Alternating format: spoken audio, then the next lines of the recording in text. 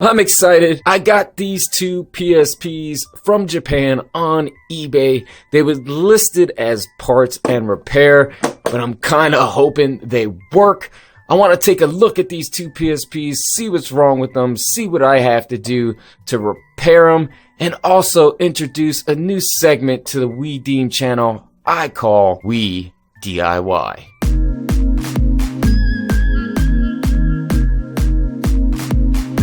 Hi guys, welcome back to another episode of a We Test. And before I get into these two PSPs from Japan, I'd like to say don't forget to let me spend my money so you don't waste yours by hitting that subscribe button. And also, if you'd like to keep informed of new videos I am uploading on the We Deem channel, please click that bell. Now, like I said in the intro of this video, I have these two PSPs that I purchased from eBay. I really like the color of this one, but unfortunately, as we're gonna see, it does have some cosmetic damage, so right off the bat, these cases will have to be replaced. Recently, also got this PSP. It is an original black. I picked it up from my friend Brian. It's actually in really good condition. I know you see some smudges. It does need to be cleaned, but please believe me, it's in, I won't say flawless condition, but it's in really good condition.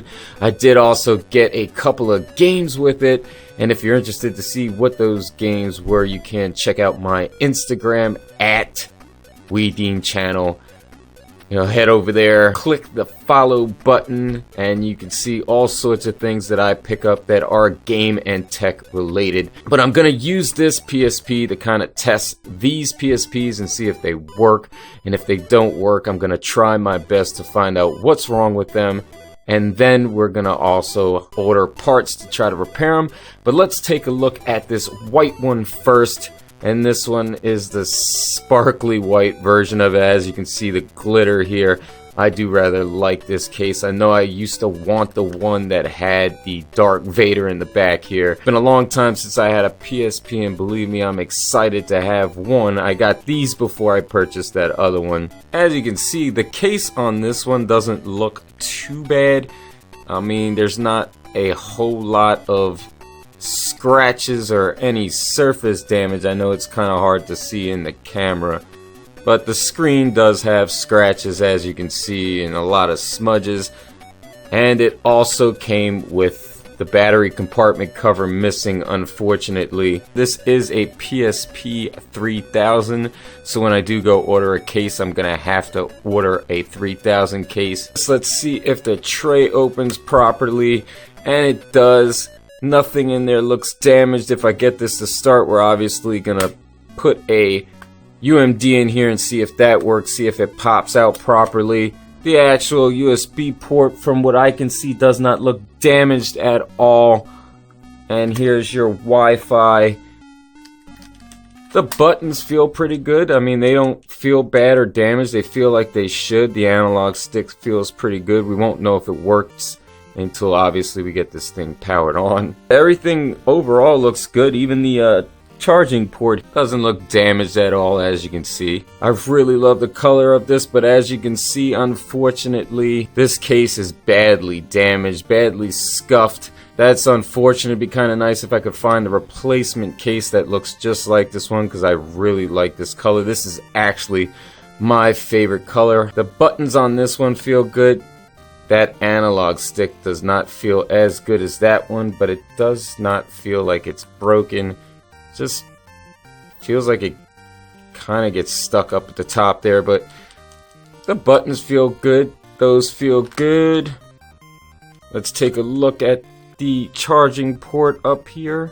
And a port at first glance doesn't look overall damaged. It does look like the middle part's kind of a little lower than it should. That seems to work. Trigger buttons seem to be okay. I didn't try the power button on the other one. That seems alright on this blue one. Let's test the door on the UMD drive. That seems to work good. It flips back when you hit it. I'm really excited to see if these work. It would be nice to just pop the battery in, and it does work. This one did come with the battery compartment cover. Let's go ahead, get that off there. And this is also a 3000 model, as you can see. Let's see what model this black one is. I guarantee this is probably going to pop up as a 1000 or a 2000, which I don't know if I think they had used different batteries for the 3000 models. Some reason I was having trouble getting this battery compartment cover off on camera. And look at that, this is a 3001D model. Don't know if I ever heard of that model, and this is a 3000 model.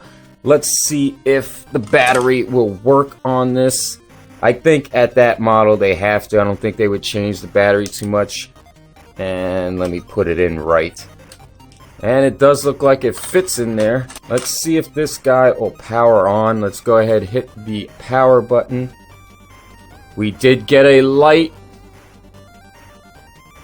Let's see if it turns on. No, I don't think it should have taken that long to turn on. So that's not a good sign. For some odd reason it didn't turn on the first time, but here you go. As you can see, we do have this screen here. As you can see, it's in Japanese. This is a Japanese model. We are in 2019, and we just lost the screen. The screen might be loose on the inside, and that's why it keeps turning off. The screen seems to be staying on right now. I only have 2 battery buttons here. Everything is in Japanese. That's great. I'm gonna have to check this one to see what each of these are. Alright, as you can see, I got the whole thing reset. It's all in English for the most part. Obviously these are not, because these were downloaded by them. But everything in the system is now set to English. It seems like everything is working, so that's a plus. Let's go ahead, power down the system. I was having some issues where it was going right back to setting the time. And if you noticed when I turned this on, when I finally got it on, it was not showing the startup Sony splash screen. So that was kind of weird, but it seems like it might be doing it now. Let's go ahead and try that again. Let's see. There you go. There's the Sony startup splash screen. Everything seems to work so far. I want to put the plug in here, see if the thing does indeed charge the battery, and I also want to charge a game. I might have got lucky with this one, and the only thing I really have to do is change the case or the housing on this. I also might want to test that out.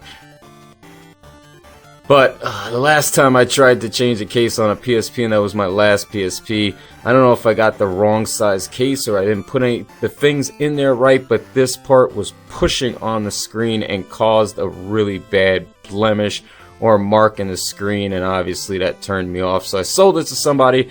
Let's get the charging cable and see if this thing charges. I have the charging cable here, and as you can see, I also have a game to test. This is a game I've really been looking forward to playing. I bought it before I even had a PSP again, and that's Mega Man Powered Up. So we're going to use that to test this and see if the UMD drive works.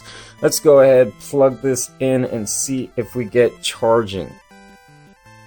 And as you can see, the light is red.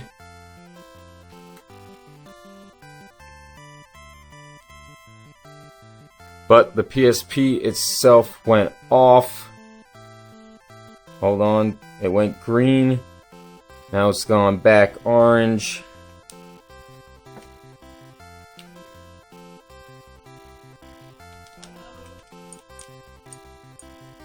I hear it,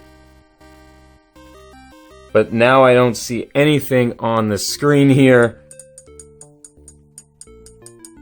I don't know if you can hear it. I'll put it up to my mic.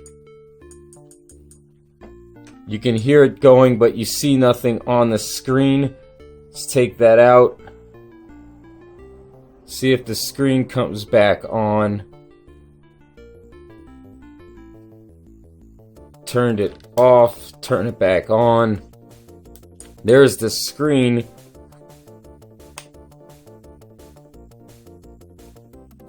But as you can see, it's plugged in. Ah, no, there it goes. It's charging, but I don't get why the screen seems to keep going off, though. I'm not entirely sure why it's doing that, but if that's the only issue, I mean, there's nothing really majorly wrong with this. I might have to open it up and check the cable. The cable might be loose, and that's why it keeps going off. Go ahead, check out the UMD drive, see if it actually loads games here. I'm gonna go ahead and slide that in there. And as you can see, the screen has gone off again. There is something wrong here, but it's not. And even the light turning green after you take the power adapter out does not turn the screen on again. So I hear the game loading though. Let's go ahead and turn this off again.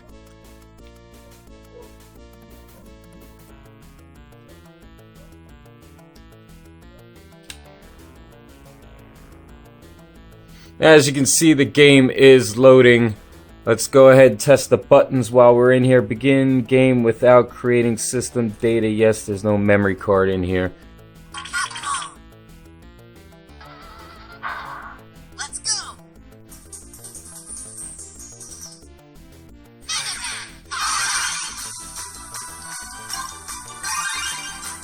Buttons seem to be working. We got new style and we got Mega Man old style. Let's go with the new style for now. The year 2000X, with the advancement of science.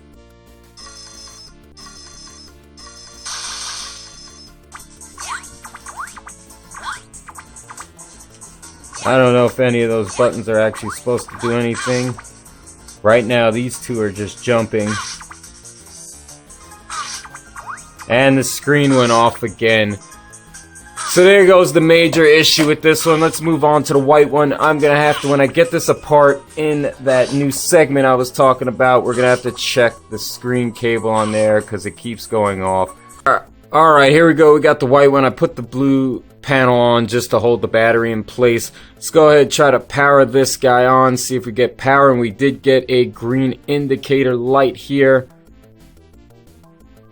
And I just heard the Sony sound, but nothing on the screen, and something I just noticed. As you can see here, the screen is definitely shattered on the inside. So right off the bat, this guy is gonna need a new screen. So I'm gonna have to order that for this. And as I look even closer, I can actually see the light beams going through the cracks. You can see it too. Right here, as you can see light shining through it. That screen is definitely, as I said, shattered. You can hear it going. It is working. Let me see if I can put a UMD in here and see if that starts. And here we go. We got that same Mega Man game that I'm about to stick in sideways because I'm slightly As you can hear, the UMD is working. It did load the game off camera. I was messing with it somewhat, and obviously I can't do much. I was trying to reset it, but by counting the menu and trying to see if I could get the system restore, I was having no success with that. I kind of suck at it. Now, normally I would have taken this apart if I couldn't see the obvious signs of what parts are broken. And on this one, it is the screen. The buttons seem to be working. The D-pad seems to be working. The analog stick seems to be working. So far, all the obvious things do work, but with the screen being broken, it's kind of hard to test anything else. I'm glad to hear that the UMD is loading the disc. That is a good sign. You can actually hear Mega Man going. For the white one, obviously, we're going to be ordering a new screen and a new case. And a battery. Obviously the thing didn't come with a battery, so we're gonna need that. We're gonna end up needing to get a memory card as well. I don't know if I'm gonna keep these or I'm gonna pass them along after I refurbish them. Most likely that's what's gonna happen. I might keep one of them. I do have that black one, so I'm not too concerned of having a crap load of PSPs. Even though I do like collecting video games, it would be kind of nice to have different color PSPs in the collection. I'm not entirely sure finances will allow me to do that. It will be fun to fix this, but that's what you need for the white one. As for the blue one, we're gonna need a new housing, especially for this one. That white one, the housing wasn't too bad. If I can pick up maybe just the battery compartment. It does have a gash in the side here, which would annoy me, but it might not annoy someone else. This one, unfortunately, is in really bad condition. This part might be able to be buffed out, but there are some heavily bad scratches on it.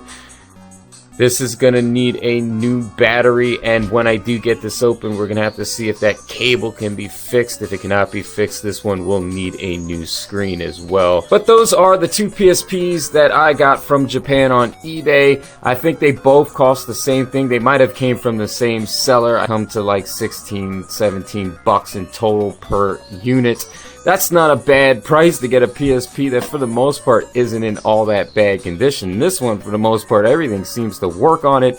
That one right there, unfortunately, needs a new screen. So, that's not a bad deal. And it is a fun little project for me. Now, in the beginning of this video, I did say there will be a new segment on the We Deem channel, and this would spark it, and that is true. I'm going to be calling it the We DIY, where I kind of fix different consoles, and this is going to be my first project. There are some other projects in line, like I did have a PS3 that belonged to my brother-in-law that I was trying to fix. I can't figure out why it's not powering on. I took all the power components from my working PS3, put it in there, and still was not getting anything, so I'm going to have to look at the board further. I do have some video for that, and I will finish that, and that probably will be on the We DIY.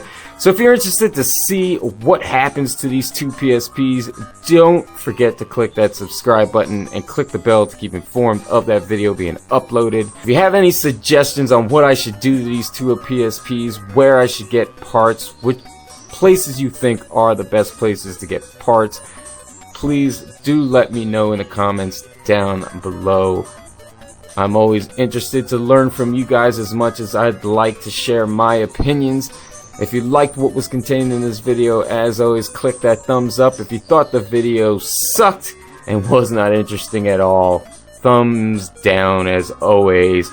Do consider sharing amongst friends and the rest of your social media if you found it to be of some sort of value. And as always, don't forget to let me spend my money so you don't waste yours by hitting that subscribe button.